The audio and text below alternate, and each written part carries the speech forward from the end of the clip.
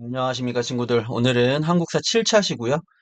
문벌 사회와 무신정변에 관련된 내용을 우리 배움책 10페이지에 있는 내용 살펴보도록 하겠습니다. 문벌 사회라고 하는 것, 문벌이라고 하는 것은 이제 고려시대 어떤 귀족을 일컫는 말이라고 보시면 되겠는데요. 여러 세대에 걸쳐서 이제 고위 관리를 배출을 하면 그 가문이 이제 문벌이 될 수 있다는 것이죠. 과거와 음서를 통해서 이제 관직을 독점을 하면서 경제적으로는 정부로 받은 이제 전시과라고 하는 이제 국가의 관리를 맡아서 했기 때문에 국가에서는 이제 거기에 대한 지금으로 따지면 이제 월급을 줘야 되는 거잖아요. 이제 옛날에는 전시과라고 하는 고려 시대에는 그러한 어떤 제도를 마련했다는 것이고 일정 토지에서 나오는 곡식이나 땔감을 가질 수 있는 그래서 옛날에는 이제 땔감이 굉장히 중요했기 때문에 이 밭전자에 뗄나무 시자를 써서, 예, 그렇죠. 이런 권리를 주는, 이걸 가질 수 있는 권리를 주는 걸 전시과라고 합니다. 아마, 뒤쪽에 경제 부분에서 다시 이제 자세하게 다룰 건데, 어쨌든 국가로부터 전시과라고 하는 제도를 통해서 안정적으로 어떤 경제적인 이익을 취할 수 있었고, 폐쇄적 혼인 관계를 가졌는데, 그 중에서도 왕실과 혼인 관계를 갖는 것을 굉장히 원했다는 거죠. 그래서 얼마나 왕비를 많이 배출했느냐 이것이 문벌이 되는 하나의 지름길이 될 수 있었다는 겁니다. 자, 문제는 이제 대농장, 여기서 농장이라고 하는 거는 어마어마한 크기의 대토지를 의미하고요. 이런 걸 경영을 하면서 이제 불법적으로 고리대에 이제 돈을 빌려주고 가난한 백성의 뭐 땅을 뺏는다든지 이런 것이죠. 그러면서 이제 권력을 장악해서 정치를 마음대로 하는 국정을 농단한다 이런 표현을 씁니다. 결국은 이제 어떤 문제가 생기냐면 이 전통적인 문벌과 과거를 통해서 진출한 신진 세력 간의 어떤 갈등이 심화되었다는 것이고 그것이 표출된 사건이 이제 배울 이자겸의 난과 묘청의 서경천도 운동이다라는 겁니다.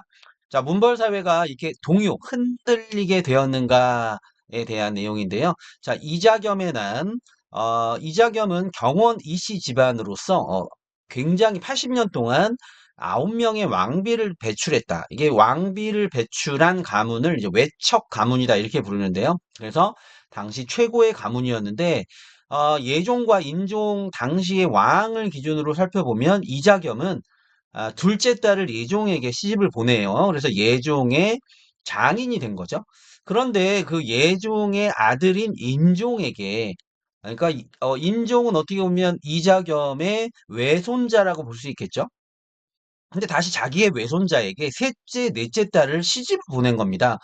여기서 이제 되게 족보가 꼬이게 되죠. 그래서 인종 입장에서는 이자겸은 자신의 외할아버지이자 장인어른이 되는 이런 애매한 그렇죠.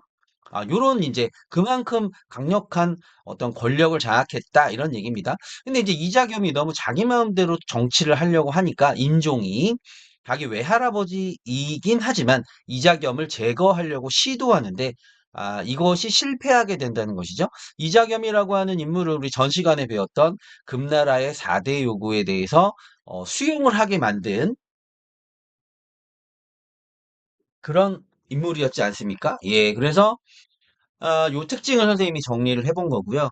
자, 이렇게 되다 보니까 이제 이자겸과 척준경이 손을 잡고 반란을 일으킨 거예요. 이것이 이자겸의 난입니다.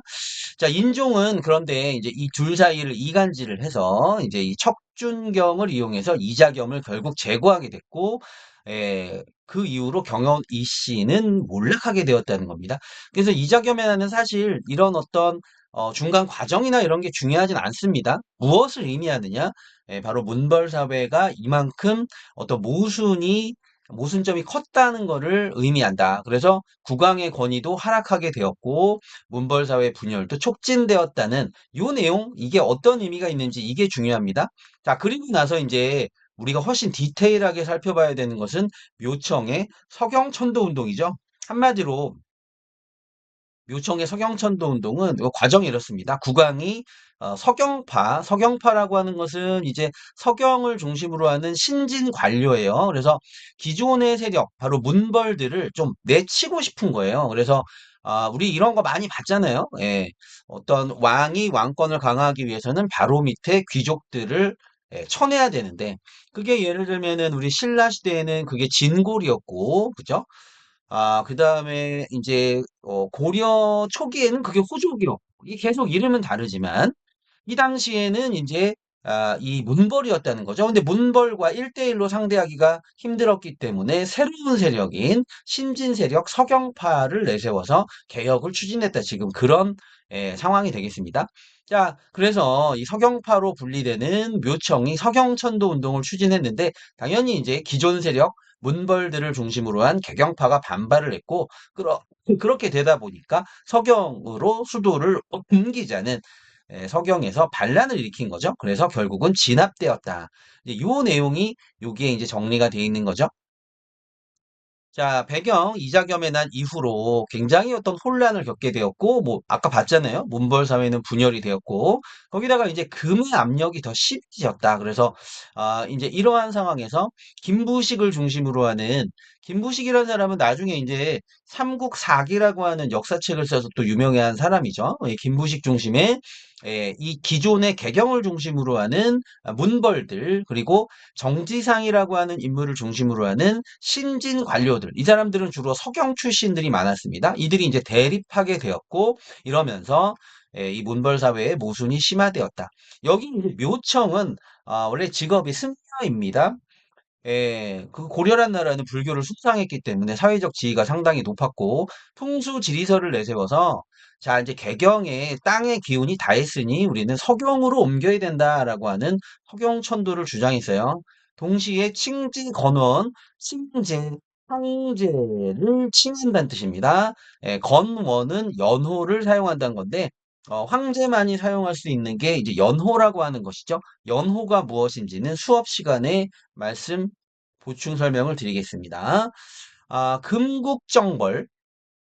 그렇죠. 우리 아까 봤지만 이자겸이 금의 4대 요구를 수용하면서 이제 금나라에 어떻게 보면 간섭하에 있었는데 이 서경파는 그래 옛날 고구려의 수도였던 이 서경 평양을 중심으로 해서 이 금나라를 정벌하고 옛날 고구려 땅을 찾자는 이런 어떤 생각을 갖고 있었다는 거예요. 자, 결국은 개경파인 김부식에게 이 서경천도 운동은 진압이 됩니다. 자, 금의 4대 요구에 대한 어떤 반발이 폭발했고요. 그다음 배경의 문벌, 서경 출신 신진 관료의 대립, 그리고 유교와 풍수지리설의 대립이 폭발하였다는 것인데 그것을 정리한 게 요겁니다. 여러분들 배움책에는 요게 없을 테니까 포스트잇에다가 요거 내용을 좀 정리해서 써서 좀 근처에 붙여두시면 좋을 것 같아요. 선생님이 수업 시간에 확인해서 요게 붙어 있는 친구는 수업을 잘 들은 친구, 요게 안 붙어 있는 친구는 수업을 안 들은 친구로 간주하도록 하겠습니다. 자, 바로 오른쪽으로 넘어가 보지요. 자, 이제 무신 정권입니다. 자, 바로 이제 지금까지 이제 문벌 사회의 어떤 모순점들이 누적된 사건 두 개를 살펴봤는데요. 지금까지 억눌렸던 차별 대우를 받던 무신들이 이제 들고 일어나게 되는 거죠. 자, 의종이 실정, 의종이라고 하는 왕이 당시에 정치를 제대로 못했다는 것이고, 무관을 차별했다. 그러니까 무관은 아무리 높이 올라가도 정상품 이상은 올라갈 수 없었다는 거예요. 거기다가 군 통솔권은 문신이 장악했습니다. 그러니까 우리가 여러분들이 이제 알고 있는 유명한 어떤 고려를 위기에서 구한 문신들 강감찬이 있고 그죠? 그다음에 윤관 바로 여진을 정벌했던 이 사람들이 사실은 무신이 아니고 문신들이에요. 그래서 이제 요러한 그 군 통솔권 자체가 문신들에게 있었기 때문에 무신들은 정작 밑에서 죽어라 싸우지만 자신들의 공을 저 문신들에게 빼앗기는 구조적인 어떤 모순점에 있었다. 그런 얘기가 되겠고요. 자, 그 밑에 있는 일반 군인들도 여러 가지 뭐 이렇게 노동력을 징발당하고 군인으로서 받는 토지를 군인전이라고 하는데 이것도 제대로 받지 못해서 이제 이 위아래의 군인들이 모두 분노하고 있던 상황에서 이제 무신 정변이 일어나게 되죠. 자, 이제 무신 정변의 어떤 어, 지도자들 중심 인물들을 이렇게 순서대로 정리한 거예요. 이 중에서 가장 중요한 건 최충원과 최후, 바로 이 두 명의 인물이 무엇을 새로 만들었는가. 이게 키 포인트라고 보시면 되고, 최충원 이전에 나온 사람들은 이제 무신정권 초기의 통치자들이다. 이렇게 보시면 되겠습니다. 자, 이의방, 정중부, 경대승, 이의민 이 사람들이 무신정권 초기의 인물들이다라는 거는 기억하셔야 되고요. 자, 이들이 의종을 폐위하고 명종을 추대합니다. 그러면서 기존의 무신들의 회의기구인 중방을 재활용해서 이제 최고의 권력 기구로서 중방이 대두되게 되는 거예요. 이때 이제 망이망소이의 난 그리고 김삼이 효심의 난과 같은 바로 이제 농민, 청민의 반란이 막 일어나게 됩니다. 농민과 천민의 반란인 걸 알 수 있는 게 여기 보시면 공주의 명학소니까 향부곡 소 중에서 소죠. 그래서 차별 대우를 받던 바로 소에서 일어난 사건. 그리고 김삼위와 효신 같은 경우는 경상도에서 신라의 부흥을 주장하면서 일으킨 사건 이런 것들이 유일무신정권 시기에 이렇게 폭발했느냐 그것은 이의민을 보면 우리가 좀 이해가 되는데요. 이의민은 이제 최고 권력자의 자리에 올랐지만 이 사람은 사실 아버지는 소금 장수이고 엄마는 노비였어요. 이건 안 쓰셔도 됩니다. 그러니까 이제 아주 천한 노비 출신의 이의민이지만 얘가 피지컬이 좋았다는 거예요. 그래서 키가 한 지금으로 따지면 190 정도 됐고 지금 격투기에 해당하는 이제 수박의 달인이었다는 겁니다. 그래서 이 사람이 이제 의종을 폐위했잖아요. 의종을 죽였는데 어떻게 죽였냐면 허리를 반으로 꺾어서 죽였대요. 의종을 이렇게 들어서 허리 꺾기를 시전해가지고 죽였다고 하는 어마어마한 어떤 파워의 소유자였다는 겁니다. 이런 천한 이의민도 최고 권력자가 됐는데 우리라고 못할 소냐 해서 이런 천민, 농민 반란이 일어났다는 거 이해하시고요. 자, 최충원 최후가 되면 이제 이 최씨 무신 정권 시기가 되면 이제 독자적인 권력 기구를 만들게 됩니다. 자, 바로 4대 62년간 그 밑에 있는 최항, 최의까지 해서 60여 년에 최씨 정권이 확립되는데 최충원이 만든 게 무엇이냐? 최고 권력 기구 교정도감이라고 하는 걸 만들어요. 반드시 기억하셔야겠죠?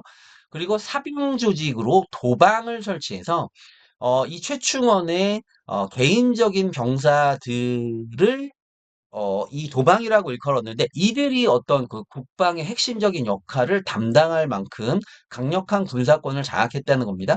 이때 이제 최충원의 개인 노비였던 만적이 신분 해방 운동을 일으키게 되죠. 교과서 28페이지를 보면 여기 보시면 뭐 이런 중방 탐별초 이런 얘기도 나오고, 그 다음에 28페이지 가면 만적에 난 얘기가 나옵니다. 이것도 이제 자료로 일용돼서 시험에 상당히 많이 나오죠. 자, 무신에 난 이래 고관대작이 천민에서 많이 나왔다. 왕후 장상, 예, 뭐 예를 들어서 왕과 왕후와 장군과 재상의 씨가 따로 있느냐 우리도 할 수 있다 이런 주장을 지금 하고 있다는 이런 내용 최충원 집권 시기에 있었던 일입니다. 요거 잘 기억하시고 자, 그 아들인 최후는 정방을 설치했죠. 그래서 정방이라고 하는 것은 인사행정을 담당하는, 그래서 누구를 어디에 임명할 거냐, 이런 것들, 인사권을 장악했다는 거예요. 그리고 이제 무신만으로는 이런 통치가 어렵기 때문에 서방이라고 해서 문신들이 모여서 뭔가 자신들의 의견을 낼 수 있는 이런 기구를 만들어줬고요. 이때 마침 몽골이 침입을 하려고 해서 자, 안 되겠다. 우리 수도를 일단 도망가야겠다. 강화도로 천도를 했던 게 최우 때입니다.